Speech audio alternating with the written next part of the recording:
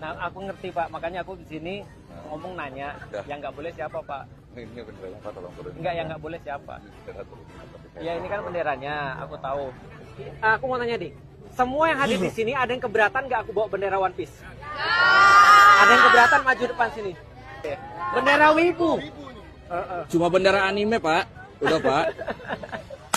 Teman-teman sekalian, dari sekitar seminggu yang lalu aku tuh sebenarnya agak kesel.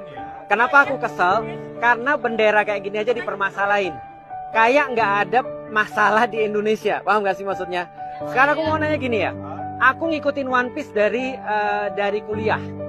Dari kuliah aku baca One Piece dan aku ngeliat itu hiburan pertama. Yang kedua, cara memahami dunia. Kenapa cara memahami dunia? Karena di One Piece kita diajarin teman-teman sekalian. Kalau masalah yang dimasalahin sama pemerintah dunia di One Piece, sekali lagi bukan di Indonesia ya. Pemerintah dunia di One Piece kalau dia ngasih tahu ini adalah masalah, berarti itu bukan masalah. Sekarang aku mau nanya, korupsi masalah atau enggak?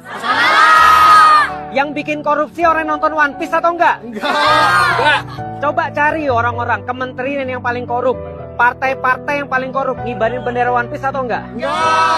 Tapi yang ngibarin bendera ini teman-teman sekalian, setidaknya punya satu value yang sama. Satu, mereka tidak mau ketidakadilan.